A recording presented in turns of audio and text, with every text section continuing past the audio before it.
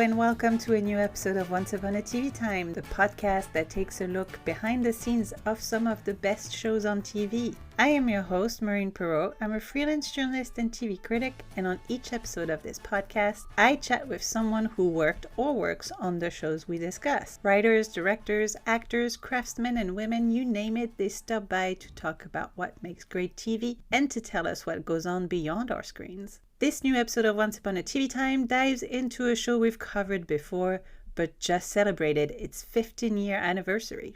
A show that premiered on HBO back in 2011 and has so far given birth to 2 spin-offs. Developed by David Benioff and D.B. Weiss based on the works of George R.R. Martin, I'm talking, of course, about Game of Thrones.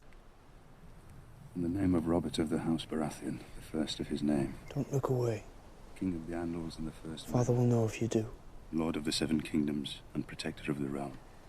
I, Eddard, of the House Stark, Lord of Winterfell and Warden of the North, sentence you to die.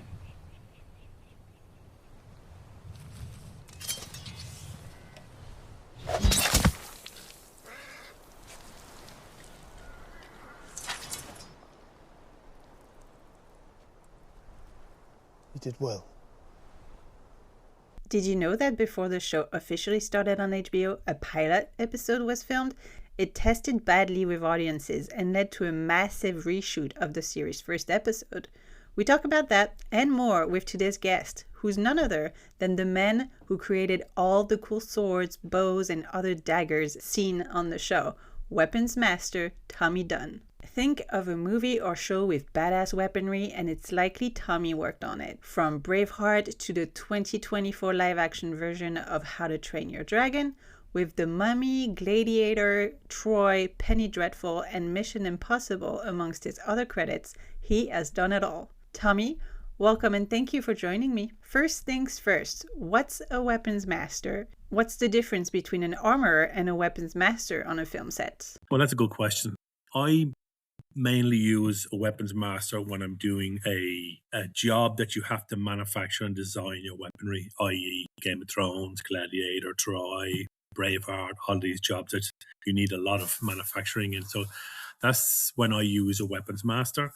It's in a similar context to prop master, which is a well-known category really in the film industry, where a weapons master is less known as a vocabulary. And armory or an armorer I would use when I'm dealing with firearms or present-day weapons. So that's the difference, how I differentiate it really. Is there any difference? Not really, but it's in job when I've just finished a job there, an extraction job, and that I would have been a senior armorer. So I would flip between weapons master and armor. What made you want to get into that field?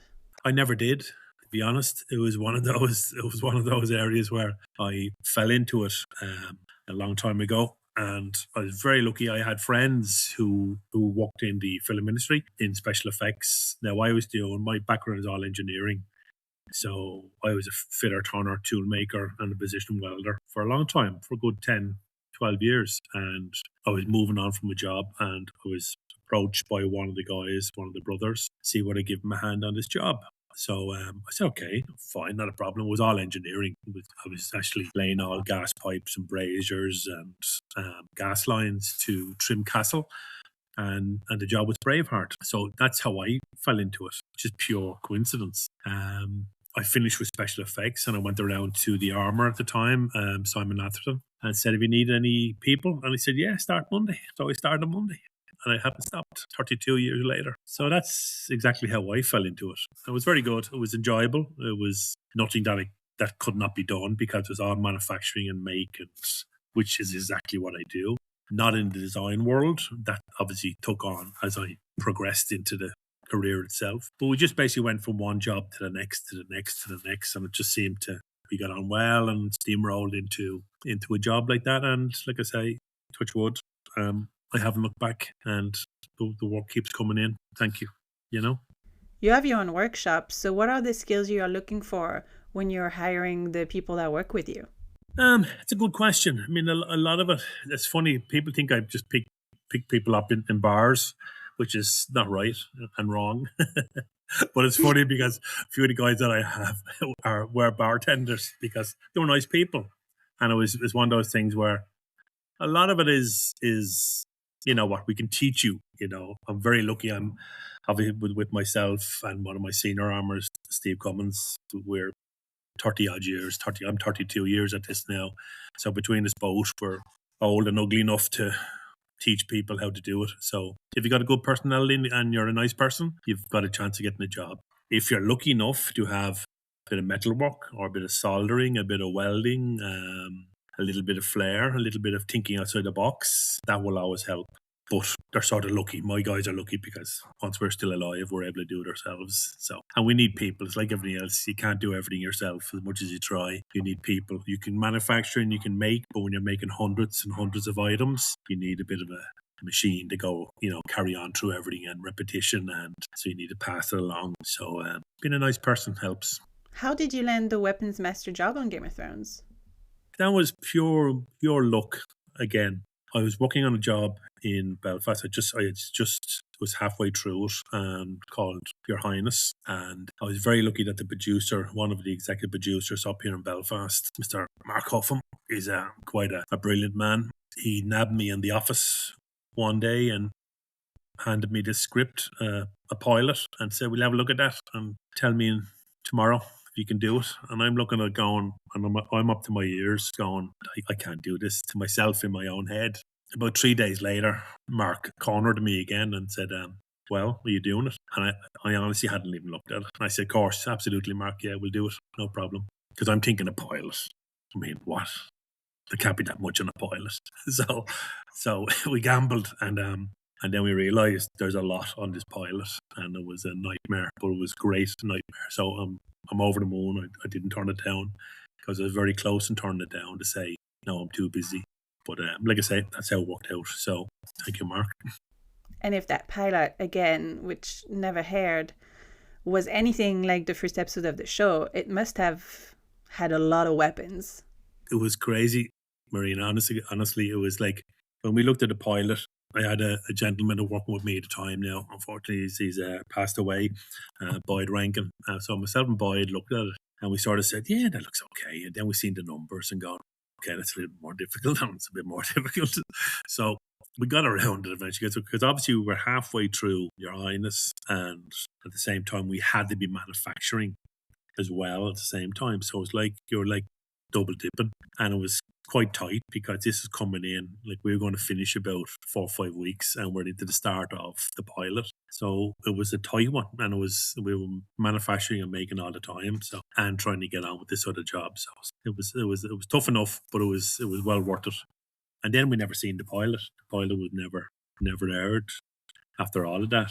But the characters were, and obviously they changed some of the characters, and then we started a season 1, which basically was the pilot and a little bit more. Obviously the weapons stood for everybody in the season 1 as the same as the pilot.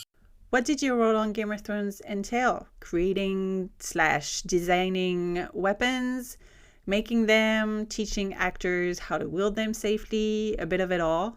It was a bit of all of that. I mean, it was mainly all of that because I was very lucky with David Benioff and Dan Weiss. When the guys come in, the guys looked at you going, okay, this is your expertise. So basically, they left you alone to get on with it. So they were not, it got different later on. The years come in and they were able to then project more into it. But for the pilot in the first few seasons, with a lot of input, because obviously it's scripts and the dialogue and everything and the way it is. But obviously everybody was trying to carry on with their own department, i.e. you had costume, you had props, you had ourselves, effects. So everybody had their own world, quite a heavy world. So they were very lucky to get a lot of good HODs, and basically everybody got on with their own department. And when we have to overlap, because I will overlap a lot with costume, I'll overlap with stunts and with special effects. So it's that kind of those 3 little areas that I have to liaise with all the time to make sure that we blend and nothing is quite out of shape. When it came to designing weapons, were you familiar with George R. R. Martin's books, or were you creating them based on the feel that you were getting from the scripts and the story? Mainly the feel. I read the first book, and I found it very intense, very very informative, because quite a lot of details it went into, but it was like at the same time a lot of detail that was not relevant to what you needed. So once we start receiving the scripts, that made it simpler, much simpler. So the scripts were much easier to break down rather than. So I never referred or referenced the books or George R. R. Martin's descriptions. Never looked at any of those, and never needed to, never wanted to, because I wanted to make sure that we designed for ourselves and for the show that is unique to the show and nothing to do with the books. So yeah, luckily I had full remit over the designing of every weapon, the ballistas as well, scorpions, trebuchets. So all the small arms and the large, everything to do with thrones once a weapon was totally in our manufacturing. How involved were you with the stunt team?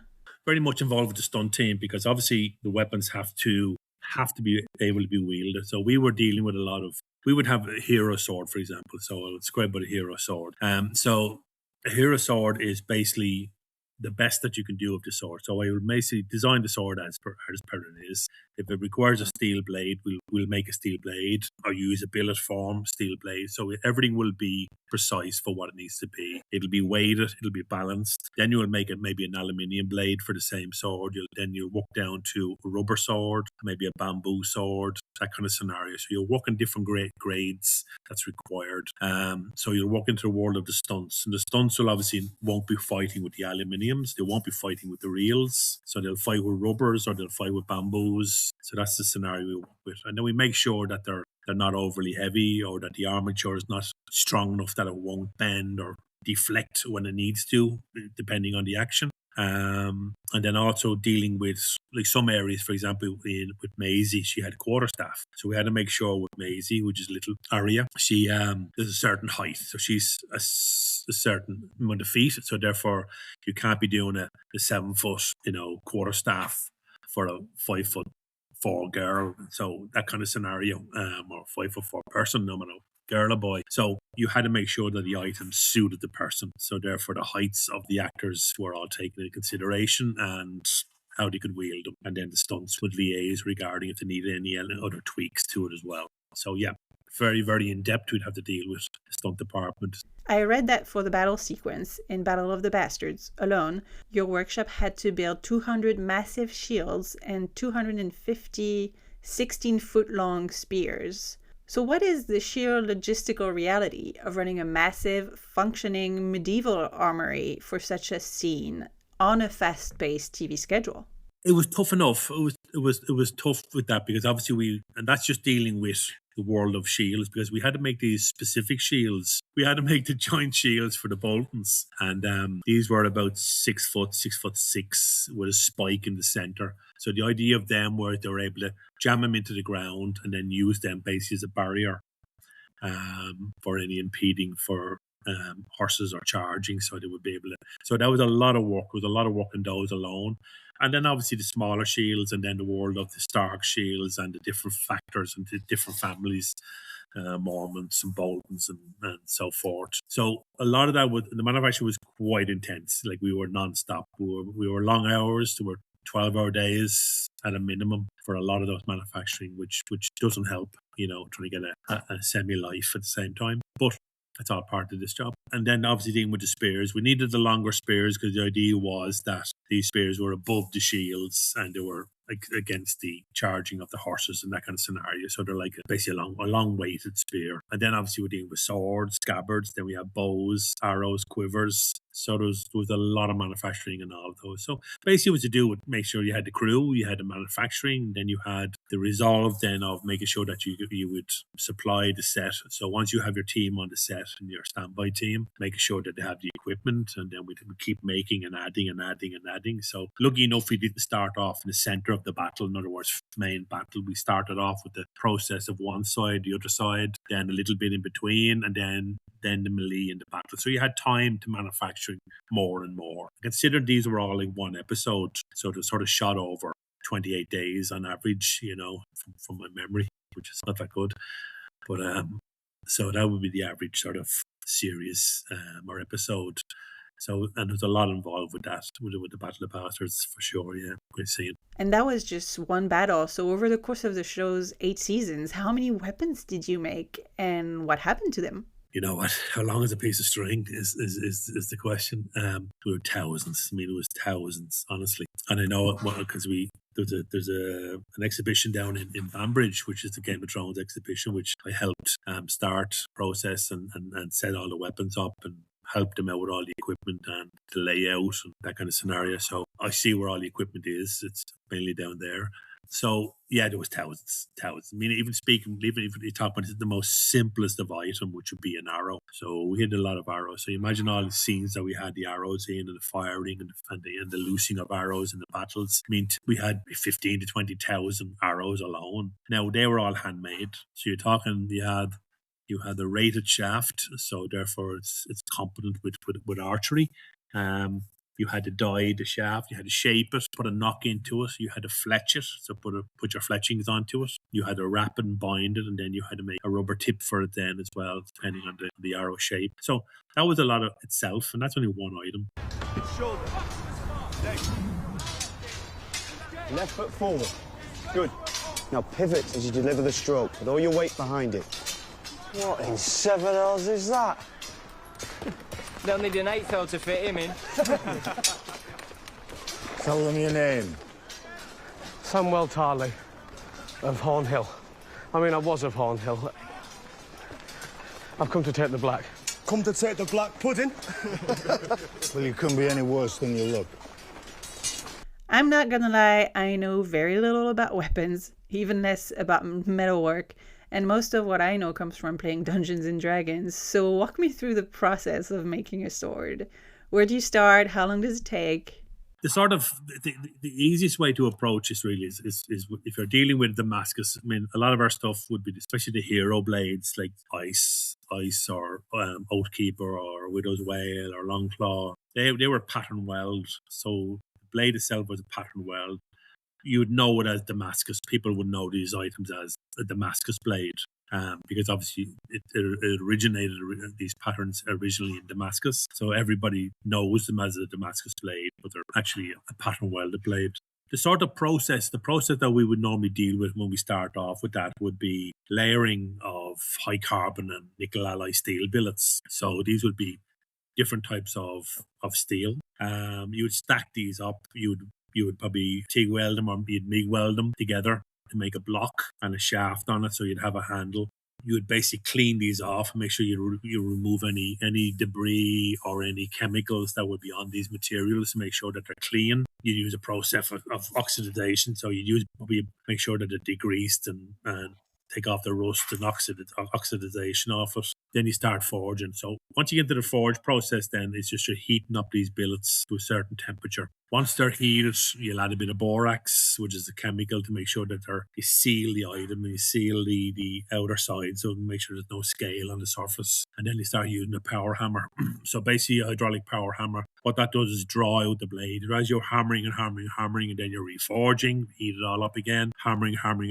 You'll also twist and layer then from that. So depending on what pattern you want, you'd either fold it and twist it, and create a layered pattern within your certain steels. And then you draw this out again with a power hammer. So it's a lot of work. It's a lot of process to it. But once you have your original shape, once you have a shape that you want, it's a lot of grinding then from that point onwards. So you're basically grinding down to shape the blade itself, shape the edges, shape the internals, and then you'll use later on, once you've cleaned it all up, you'll use a ferric chloride, and basically what that does, it brings the pattern out of the billet, because you'll never see it once you're forging it, but the ferric chloride will bring the pattern out of the billet, and then you'll be able to see your pattern you designed and shaped. And then it's a matter of grinding and shaping is a lot of process to it as well, but there's a lot to it. It's a lot more than the way I've explained it, but it's a big process. You actually showed a glimpse of that process on screen. You indeed cameoed in the show twice. Once as the Winterfell barber in the first episode, and later as the King's Landing blacksmith who melts down ice in the season 4 premiere. What was it like physically dismantling your own creation on camera? Yeah, it was great. It was good fun. It's funny when you say that, because I was in it twice. I was actually in it 3 times. Really? Yeah, because I was in the pilot, so it was funny because I was in the pilot as a Stark soldier, and I was the one that come out. I come out of the doorway, and I'm sort of looking left and looking right, and then looking left again. Like a dumb soldier. And as this is happening, then Bran is climbing up the wall, and this is just before he gets pushed out of the tower. But we never seen that. No, so that was never shown because the pilot part was never seen. And then the butcher part, or the barber, I was actually a butcher.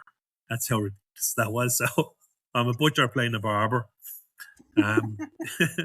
So that was funny, and it was very funny as well because we had a director there, Tim Van Patten, and Tim had just come in from the States. He's a New York director, great person. And I had just finished with him. Basically a year out in Australia, doing the Pacific. So we finished the Pacific, and Tim was one of our directors for a couple of episodes, and then we had him then on the first season of the Game of Thrones. So he nabbed me in to do the butcher come barber. So yeah, that was funny, good scene. And the cutthroat was as sharp as, and I actually had to run back to my workshop and blunt the cutthroat before Kit was going to be slaughtered on the first scene. So I had to blunt that to make sure that I didn't cut him. So that was a funny old scene, that was. And then the other one then obviously was the blacksmith, the royal blacksmith breaking down ice to turn it into Oakkeeper and Widow's Wail. That set we did up in Shane's Castle. It's a cellar down in Shane's Castle up here in Northern Ireland. And I've never been in a set that was so hot.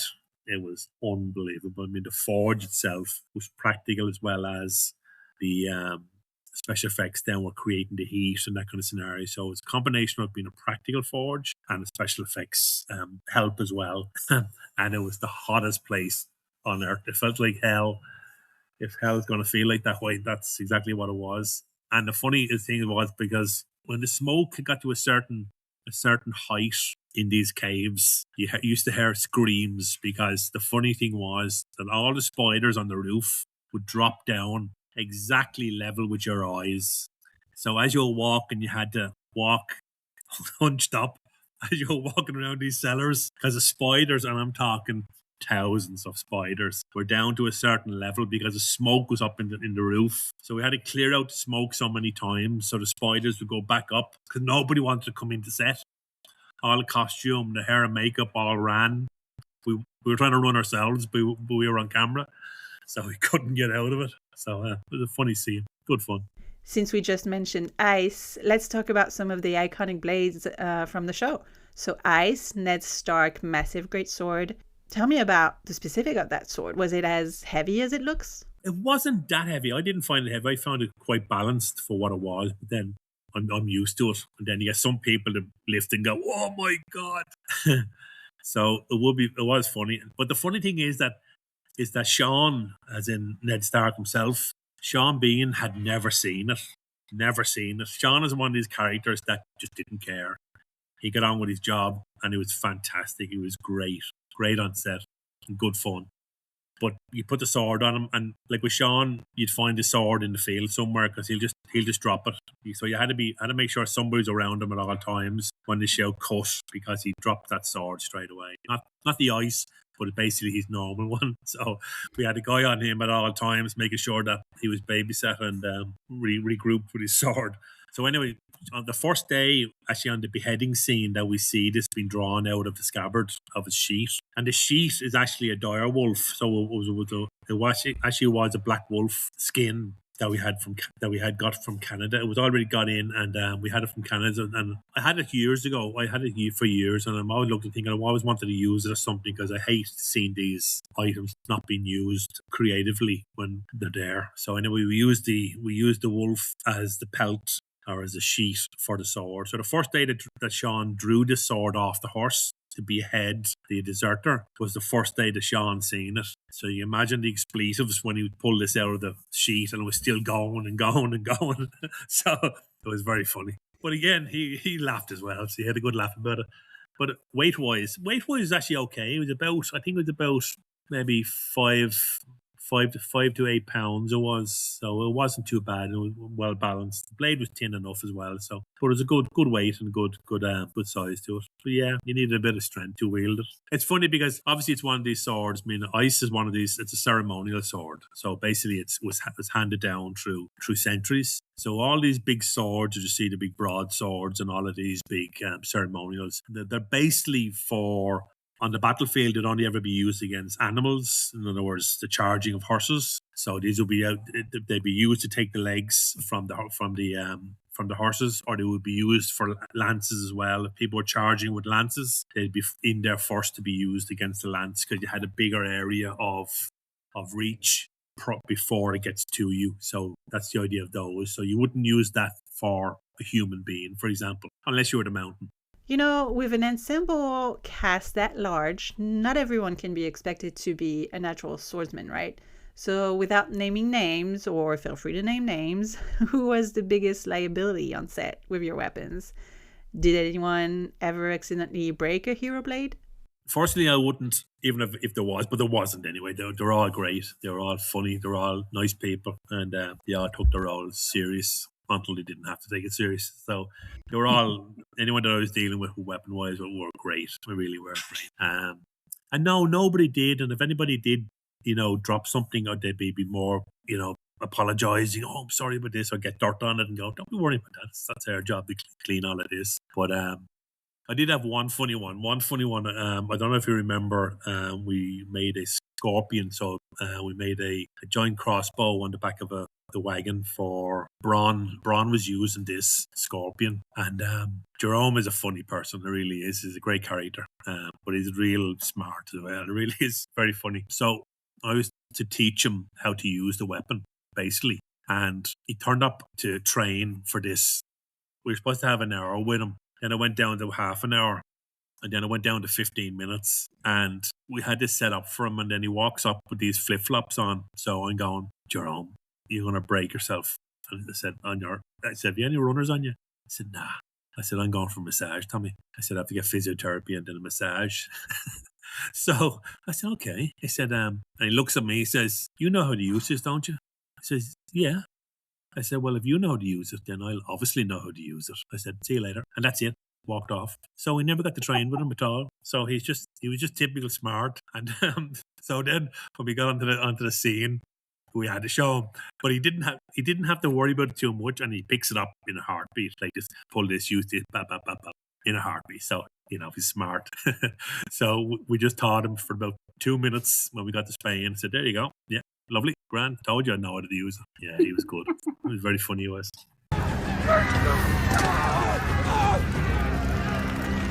Covenant Scorpion is over there. Go get it then. I can't shoot with one hand. Come on!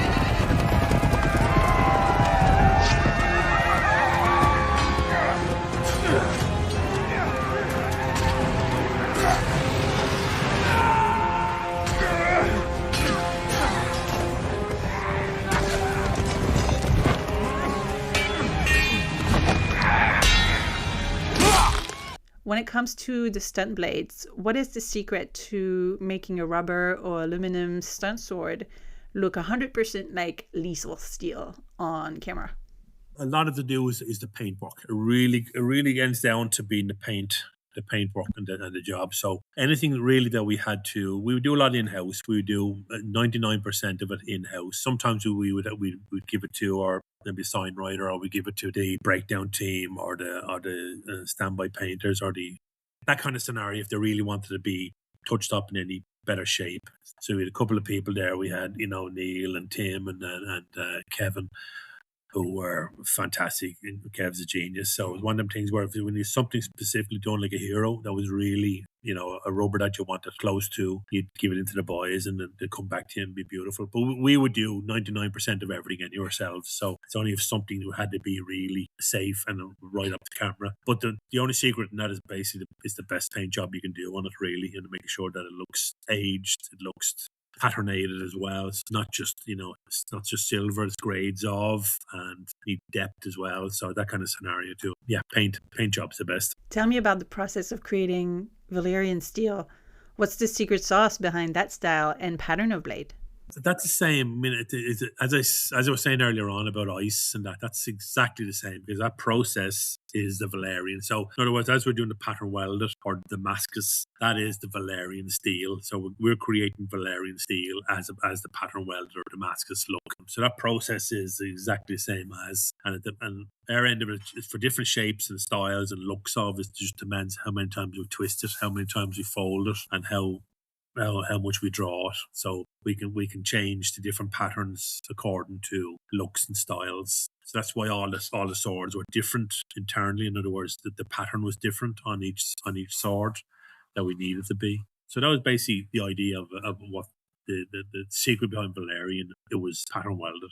As we mentioned, ice was turned into two smaller blades, Oathkeeper, Jaime's Lannister's sword, which he later gives to Brienne of Tarth, and Widow's Wail, briefly owned by Joffrey Lannister. For these weapons, for instance, how much did the character's personality dictate the actual design and metalwork? A lot. Basically, 99%, a lot. So what we did for a Widow's Wail, which is going to be King Joffrey's at the time, so this is going to be presented to him. What we did with that was make it as opulent and as garish as possible. So the idea was a lot of jewels, a lot of gold, and a crown as well. So basically, when you look at the crossguard or the quillen, it was like an inverted crown with jewels in it. So the idea was just being opulent. So many jewels and gold and feeling, and then obviously then the scabbard and making every opulent and beautiful leathers and dyed, and then with cloths and materials. So you're trying to make it that, it's a king's sword, but obviously it's a bit more, in your face as well for Joffrey.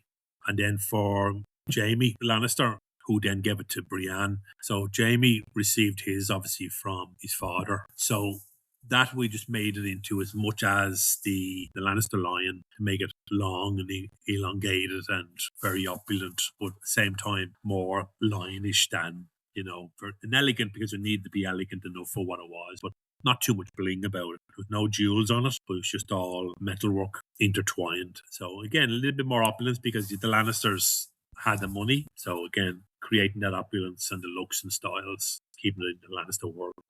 Another important Valyrian steel weapon is the Catspaw dagger, which was introduced in season 1 as the assassin's weapon used to try and kill Bran. It comes back at the end of the show to kill the Night King, and it's also seen in House of the Dragon, although it looked a little different. Do you recall the process behind creating that dagger? And did you know then how important it would be for the story?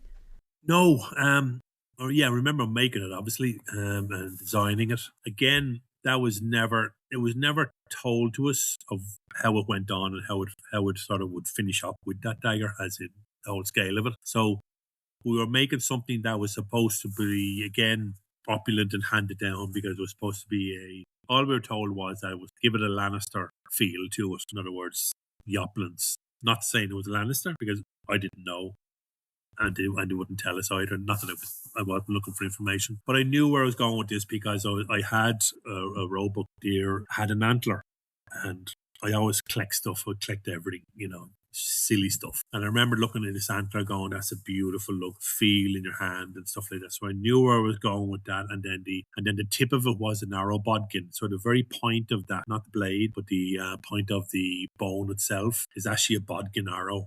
So that's the shape of it. And I knew where I was going with this, because I knew what blade I was going to use and the shape of it.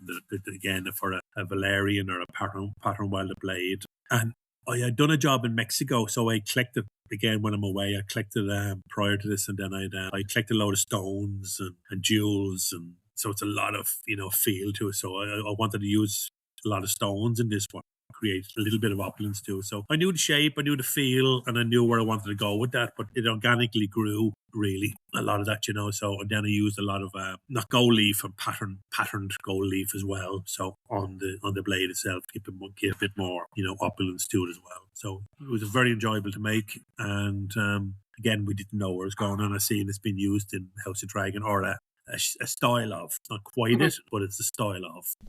Before getting her hands on that dagger to kill the Night King, Arya Stark had another weapon, Needle, the sword her brother Jon gifted her before departing Winterfell. What's the story behind that sword?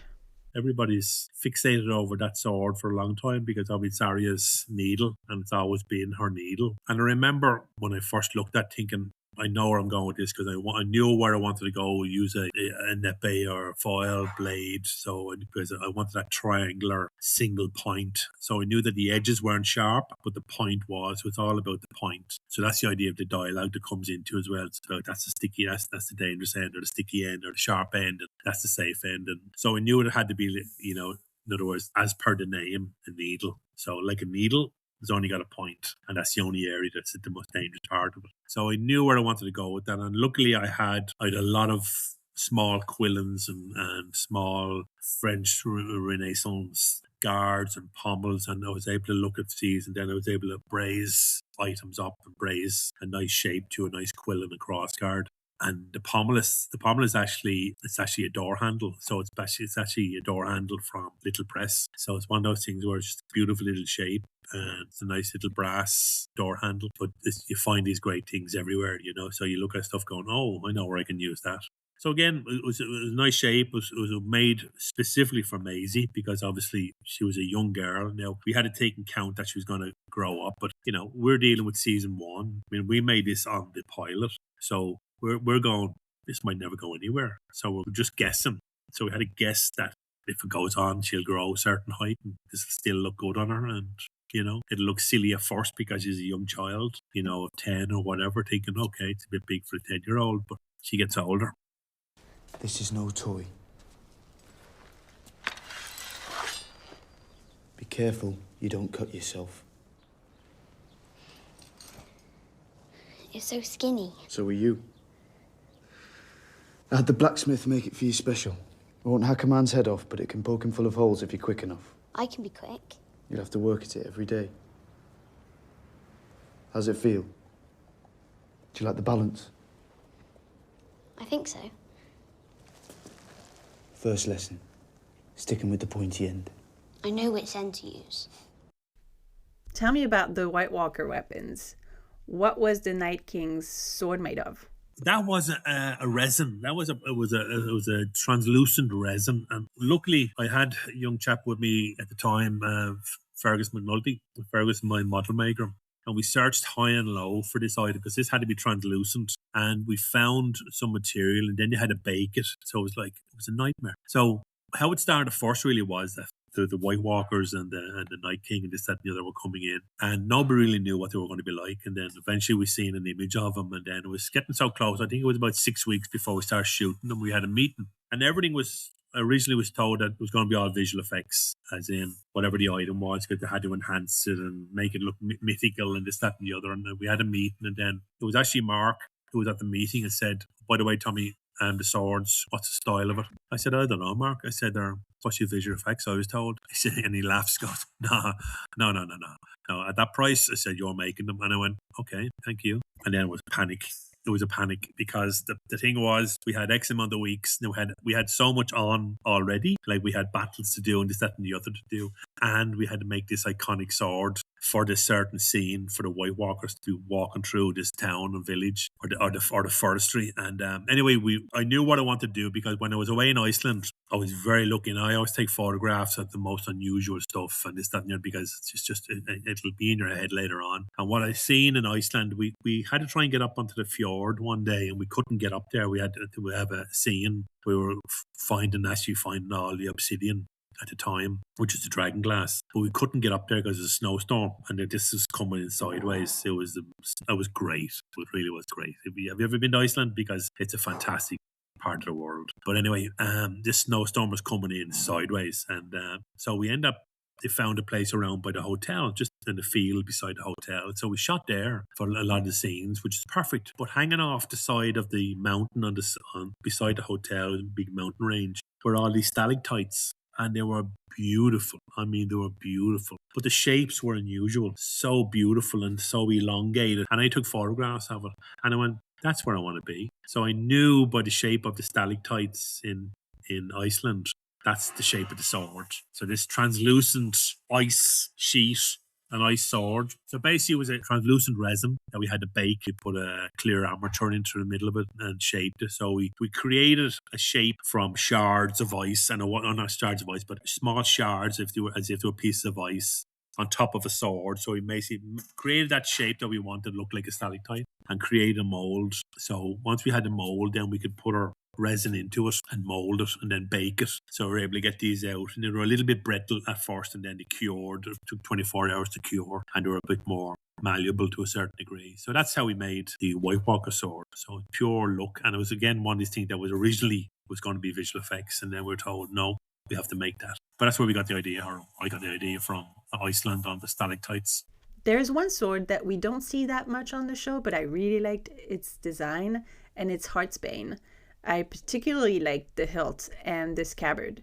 What's the story behind the design of those? Yeah, I mean, Heartsbane wasn't too bad because there was a lot of opulence in it when I had to make that, because when we knew on the Tarly, the family, again, it was an heirloom that was handed down through centuries, and it was a ceremonial sword, and our department had made these antlers that it would sit onto, so I knew it had to be nice and opulent for what it needed to be. So again, the Valyrian steel, we did the same on the blade end of it, made a pattern well the blade, the suit. But the idea of the hilt and the crossguard and the handle was to do with their hunting. So they were all supposed to be great hunters and great archers. So that's the idea of the arrow. So the big arrow coming down the center of the handle, like the spine of the handle, and down onto the crossguard and from the pommel. And then you see all the effigy on the crossguard. That's all different hunting scenes. You see the arrows, and you see some dire wolves, and you see some boars and different animals on the crossguard. And that's all to do with hunting with the bow and arrow.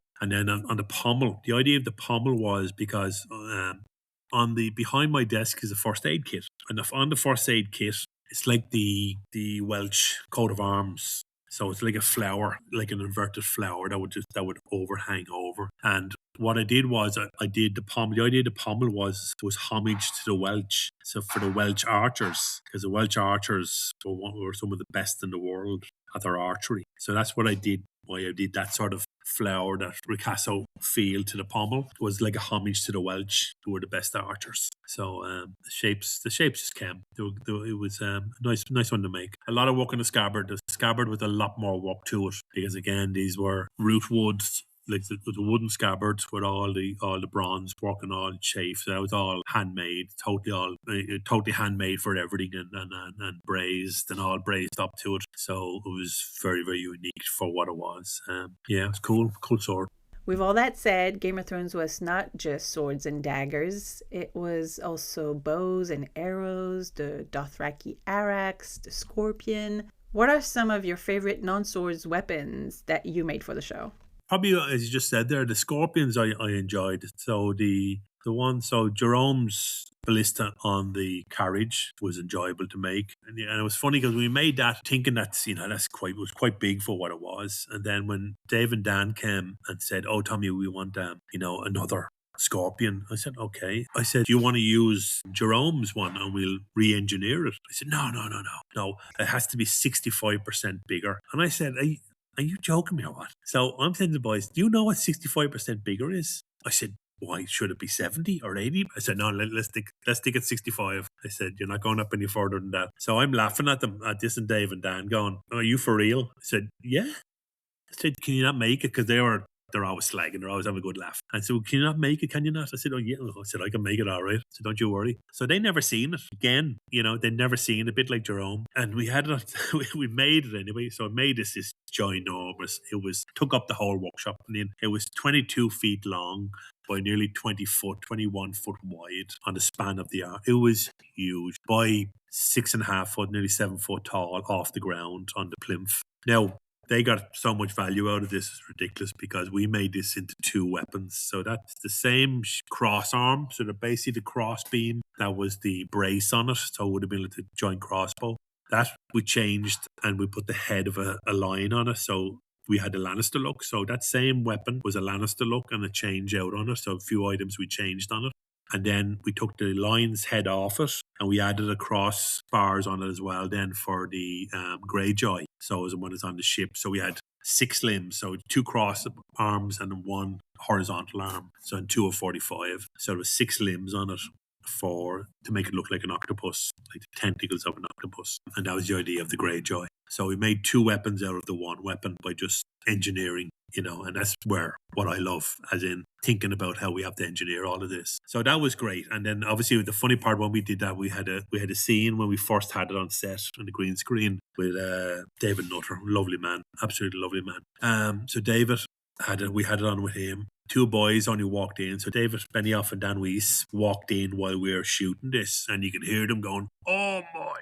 And he got to looking, come over to me going, I said, that's 65. I said, it's exactly 65%. They said, it's huge. It says, yeah. So you're telling me. So they loved it, and everybody loved it. And then obviously Pilo. So Pilo, who played Euron Greyjoy, we had him in the seat. Because he's been lifted around. He's loving it because all the guys from the back, he's going off and he's firing the weapon. So he loved it, thinking this is the best thing ever. Boys' toys. So they were great. I loved them. And then we had a couple of trebuchets as well that we had to manufacture. So they were good fun. Those big weapons were great to make. They took a long, long time. So we never had a spare moment. So there was never a moment where you're thinking, okay, swords are done, shields are done, spears are done, axes are done, daggers, bows, arrows, bang, bang, next. And then ballista, trebuchet, scorpion. So you always had something to create and manufacture. And you always had to try and think ahead, and you try and get stuff off. We had a wonderful producer in Bernie Corfield, and we had Chris Newman. And I knew Chris from years because I did Band of Brothers and all with Chris. Chris is great. He was a great first AD for Donkey's years that I grew up with, and he's a wonderful man. So he would always try and give us information on, by the way, Tommy, so we have an idea what next season, in case we had to try and get ahead of ourselves. So it was good to have it. There were characters you didn't get to make weapons for. Are there any you wish you had? Yeah, there was a few. Lena was one. Lena Headley was one because I was who plays Cersei. Every year she'd come, Tommy, where's my weapon? What am I getting this year? And I go, still your tongue, Lena, still your tongue. Because she's a great character and great actress. But again, it was always about her. She cut you in half with her tongue. So it was always just a running joke every year. And she'd be coming to me, where's my weapon? Where's my weapon? I says, one day, but never happened. She was great. Michelle Farley was another one that I would have liked to was Lady Stark, because she was great character, powerful actress, really fantastic. And she would have been great if she'd have come back, because I know in the books her character came back, but not in the series. So she was one I was looking forward to making something, because she's mad as a brush, but brilliant actress. She would have been great to make for as well. And that was about it, really. Peter Dinklage, who obviously played Tyrion. Peter didn't want any weapons, but he's going, I don't want them. But he had to have weapons now and again. So you'd have an axe the odd time, or a dagger the odd time, or obviously he had the crossbow when he kills the father and stuff like that, So the less he had, the better, because he just loved acting. He didn't want to be playing with any weapons. Before I let you go, tell me about your most recent work and where people will see it next. I just finished Mercenary. It's called Mercenary, an Extraction series. So basically it's a TV show that's coming out next year. We just finished it in Morocco there in end of March. So we shot a lot in Dublin and Wicklow, and then we shot a lot in Morocco for a lot of scenes. So this one's like it's a TV version of the same company with Agbo, the same company Chris Hemsworth on the Extraction series. So this is the TV version of it, and then they all amalgamate into one. So that's the next one that's coming out. So hopefully that'll be entertaining. And then that's what I'm on, or what I've just finished. Great. Well, thank you so much for revisiting the Seven Kingdoms Armory with me, Tommy. Thank you very much, Marion. Lovely talking to you. It's the end of this episode of Once Upon a TV Time. As you heard, Tommy Dunne's latest work was on a new action thriller with Omar Sy and Boyd Holbrook, coming soon to Netflix. If you're interested in learning more about Tommy's work on Game of Thrones, check out his website and find more details in the show notes. Folks, I will be back soon with a new episode of Once Upon a TV Time and a new guest. Stay tuned, follow this podcast on social media for all the details, leave a review on Spotify or Apple Podcast, and until then, go watch some television.